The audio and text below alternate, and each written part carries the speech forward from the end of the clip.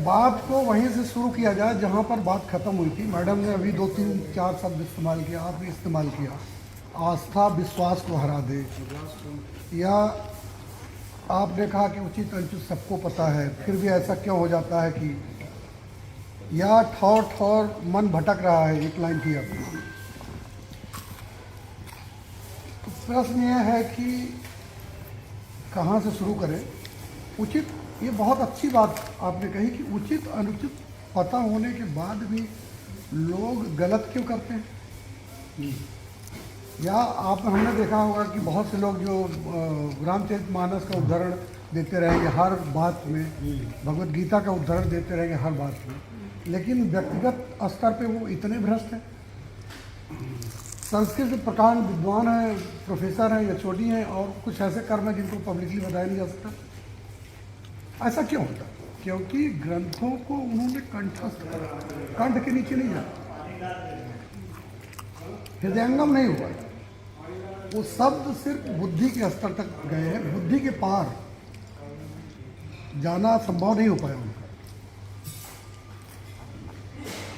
जहां तक आस्था का प्रश्न है, आस्था शायद विश्वास को कह रही है, आस्था विश्वास को हरा, विज्ञान को हरा दे। लेकिन मैं एक चीज कहना चाहूंगा कि जो अध्यात्म है, अध्यात्म इज अ टोटल साइंस या फिर मैथमेटिक्स। किसी को समझ में आती है तो आती है, नहीं समझ में आती तो नहीं समझ में आती।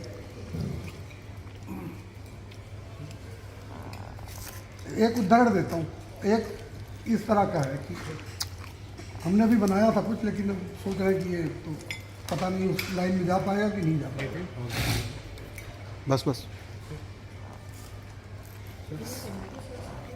सारे दुख का कारण कामनाएं, हम सब जानते हैं।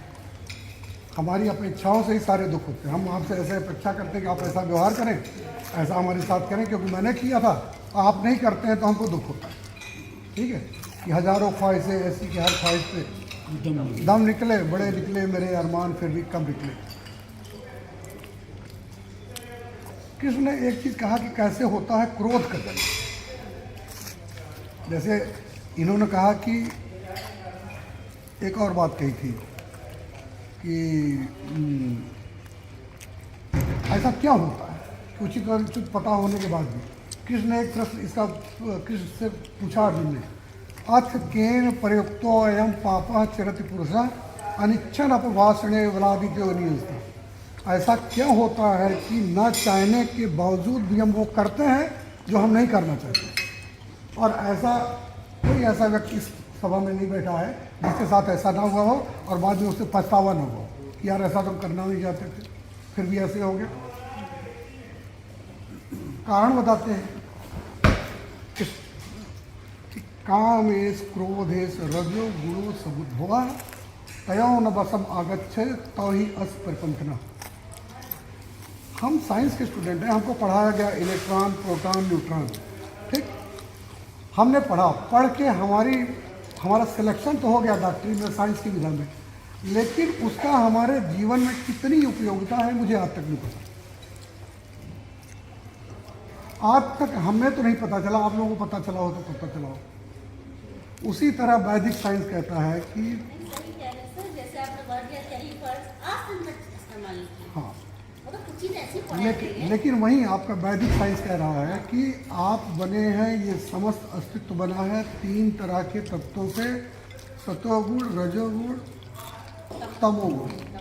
ठीक, अगर हम इसको समझ लेते हैं तो शायद हमारे जीवन में ज़्यादा उसका अच्छा उपयोग होगा। ये पानी जो विज्ञान हमने पढ़ा उससे standard of life, no doubt. हमारे पास साइकिल खरीदने की औकात नहीं जब हम पढ़ रहे थे इंटर में, आज मैं कार से चल रहा हूँ, स्टैंडर्ड ऑफ लाइफ है इम्प्रूव, कोट पहना हुआ, सब कुछ है। लेकिन क्या क्वालिटी ऑफ लाइफ बढ़ी है? क्या आप आज ज़्यादा आनंदित हैं उस बचपन से जब आप घोर अभाव में जी रहे थे? क्या आज आप उससे ज़्यादा सुखी हैं, ये कह सकते हैं क्या?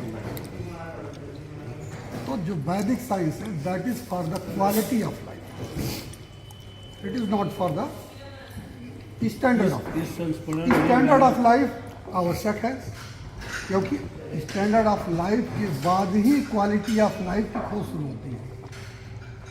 बुद्ध राजा महाराजा तो कोई डॉक्टर थे कि हम लोग तो 500 रुपये लेके हाथ गोड़ दबा रहे हैं, किसी का बीपी नाप रहे हैं।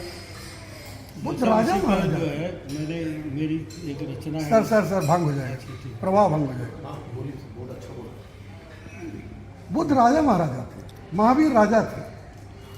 क्वालिटी ऑफ लाइफ की रिक्वायरमेंट तभी होती है जब आपके पास स्टैंडर्ड ऑफ लाइफ आ जाए। जो व्यक्ति रोजी रोटी के लिए परेशान है, जो शरीर की आवश्यकता पूरी नहीं कर पा रहा, रोटी कपड़ा और मकान तक लड़ रहा है, उसको कोई भी मानसिक समस्या नहीं है। वो दिन भर मेहनत करता है, रात में सो जाता है। जब आपकी रोटी और कपड़े की समस्या, घर की समस्या खत्म हो जाती है, आप उसके ऊपर उठ जाती हैं, तब मन की समस्याएं शुरू होती हैं, तब मानसिक समस्याएं शुरू होती हैं। और मन की समस्याओं के उपचार हेतु ही सारे वैदिक ग्रंथ हैं। वो चाहे आप रामचरितमानस ले लें, चाहे भगवत गीता ले लें, पतंजलि का योग दर्शन ले लें, या सांख्य योग ले लें, सब का सब मैं ये कहता हूँ कि ये जो संस्कृत के ग्रंथ हैं, ये मैनुअल ऑफ माइंड है। कैसे? हम लोग जब शुरू में एक ये आया था, इसको आर्टिफिशियल इंटेलिजेंस कहते हैं। जब शुरू में आया था मोबाइल या लैपटॉप आया था, तो हम लोग हर चीज़ के लिए एक मिलता था, वो मैनुअल मिलता था, पढ़ के करते थे, ऐसे करो पता नहीं क्या जब हो जाए। लेकिन जो नेचुरल इंटेलिजेंस है, क्या इसका कोई मैनुअल है हमारे पास? और अगर मैनुअल नहीं है और हम नहीं जानते कि हाउ टू ऑपरेट दिस, तो ये एक्सीडेंटली चलेगा।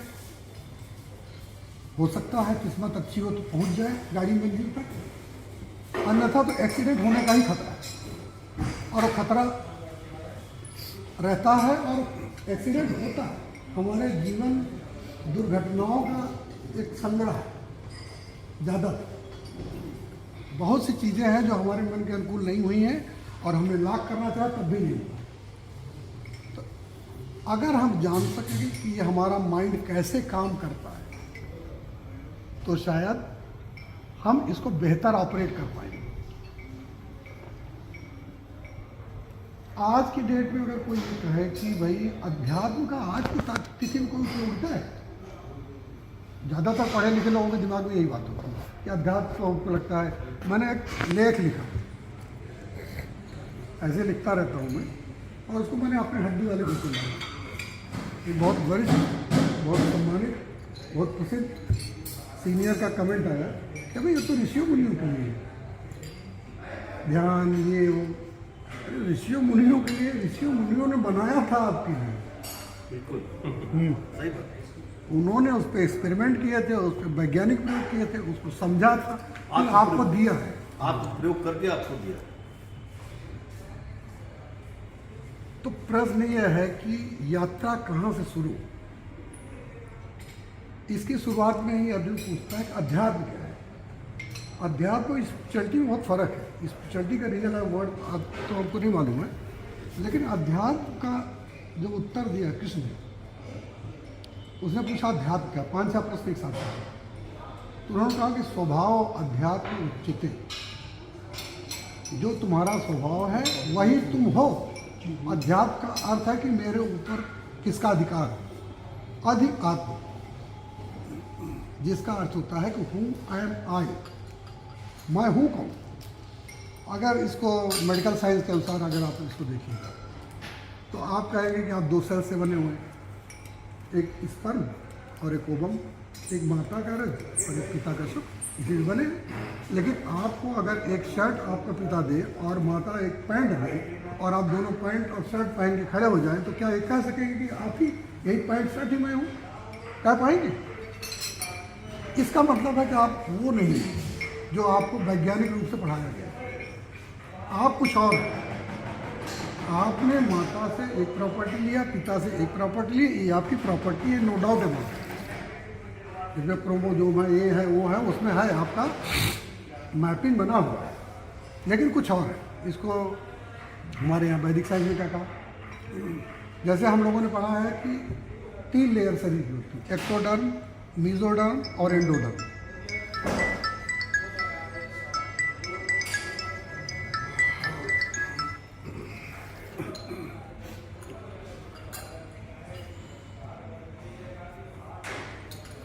इतनी लेयर से हम लोग बने हुए, ये शरीर बने हुए। उसी तरह वैदिक साइंस ने कहा कि हमारी जो है 5 परतें हैं।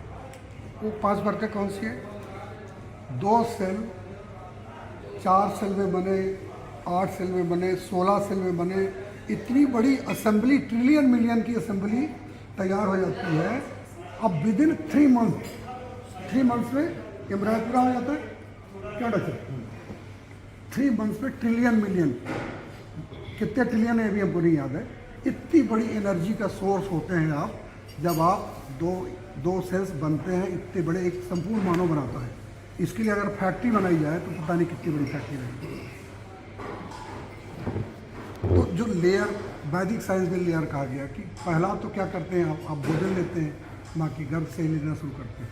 तो उसके लिए कहा कि अन्नमय कोश, जो फूड बॉडी है, ये शरीर 2 सेल जो कि शायद जो माइक्रो इलेक्ट्रॉन में हो गया, कितने में होगी, कितना वजन होगा, कन्वर्ट इनटू 80 kg, तो उसको कहा गया अन्नमय कोश। फिर दूसरा क्या कहा? प्राणमय कोश। हम कहते हैं ऑक्सीजन, ऑक्सीजन सैचुरेशन देखते हैं, हमारे यहाँ ये प्राण वायु जो प्राण को कैरी करता है। प्राण मीन्स वाइटल फोर्स, जो बायोलॉजिकल एनर्जी हमारे अंदर है उसको प्राण, वो प्राण वायु वो हो गया। अन्नकोश, प्राणकोश। फिर आया मनोकोश, मनोमय कोश, अन्नमय कोश, प्राणमय कोश, मनोमय कोश। मनोमय कोश माइंड, मन। फिर उसके अंदर आया विज्ञानमय कोश। उसको आप कई लोगों ने कई तरह से व्याख्या किया, आप उसको बुद्धि समझ लीजिए, क्योंकि मन और बुद्धि तो अलग अलग है। अंग्रेजी में एक माइंड सब प्रयोग किया जाता है, लेकिन दोनों अलग। और फिर उसके बाद कहा गया कि आनंदमय कोश, जो सबसे अंतरतम हिस्सा है वो ब्लिस बॉडी है। और आज अगर आप गूगल करेंगे तो आपको आनंदा माइंड नाम से एक इन लोगों ने मॉलिक्यूल भी खोज निकाला साइंस में। आप गॉड पार्टी तो उसको मूर्खता है, गॉड जो अलौकिक है वो पार्टिकल कैसे, with in particulate how it can be particular. इसी में आपने कहा कि सब कुछ तो अपने भीतर है। आनंद सेवा करना ब्लिस रेस्टोरेंट में आनंद का शायद इंग्लिश शब्द ब्लिस ही होगा। हाँ, ब्लिस, बीइंग ब्लिसफुल। सब कुछ तो अपने अंदर है। आपने कहा ना क्या है, कुंडलनी क्या कस्तूरी कुंडल वैसे मृग ढूंढे बनवाए, ऐसे घटघट राम है, दुनिया क्या है देखत ना है। तो अंतः प्रवेश कैसे हो, ये सबसे बड़ा प्रश्न। अगर हमको अपने मन को समझना है, मन के पार जाना है। मन तो जाल है, मकड़ जाल, मन तो जाल है, मकड़ जाल है। मनमानी, हमको लगता है कि मैं मनमानी कर रहा हूँ, मतलब ऐसा होता नहीं। मनमानी मेरा मन मेरे साथ कर रहा है। इसलिए हमारे यहाँ एक शब्द आया स्वामी। स्वामी means I am my master. क्या हमको लगता है कि मैं अपने मन का मालिक हूँ? ये ऐसा है क्या? अभी मैं 2 गाली दे दूँ तो तुम ऐसे ही रहोगे या बदल जाओगे, प्रतिक्रिया करोगे? या अभी मैं प्रशंसा चल रही है एक दूसरे की तो अच्छा लग रहा है, मतलब हमारी कोई स्विच है बॉडी में, बटन्स हैं, कोई दबा दे एक बटन तो हम एक तरह से बिहेव करते हैं, कोई दबा दे दूसरी तो हम दूसरी तरह से करने लगते हैं। It means we are not our own master. वो जो स्वामी बनने की जो सीढ़ी है, जो प्रक्रिया है,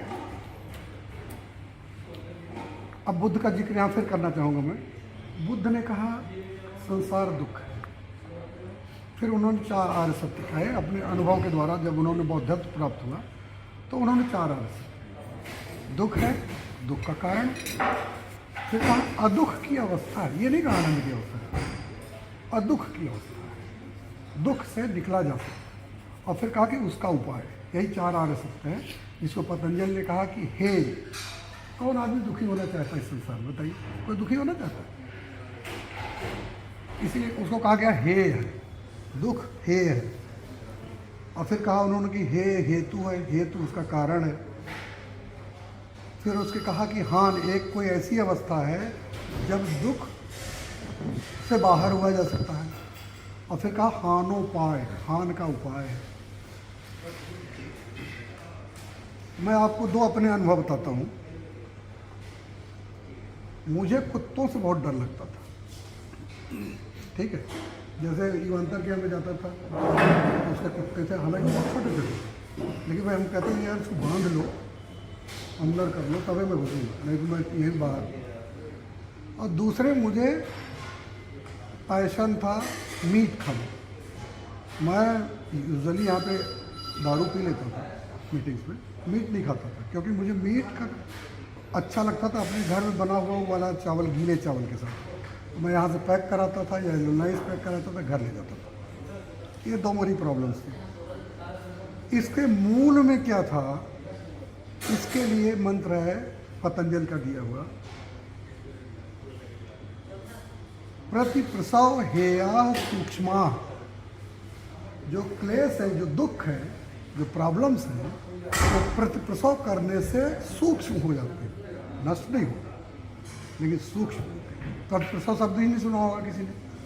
प्रसव होता है कोई चीज़ तो कुछ उत्पन्न होता है। जैसे आपने किसी ने कहा कि आपने रचना उत्पन्न करी, रचना करी, आपको खुशी हुई।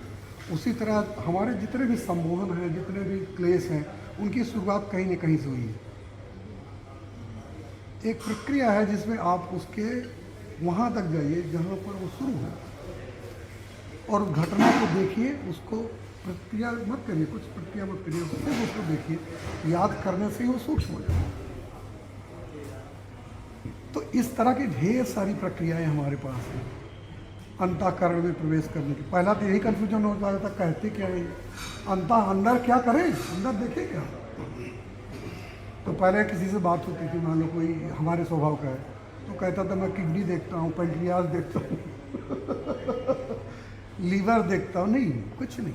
ये जो 5 लेयर है, शरीर हो गया, शरीर को देखें, आपका शरीर कैसे क्या कर रहा है, आपके संज्ञान में होना चाहिए।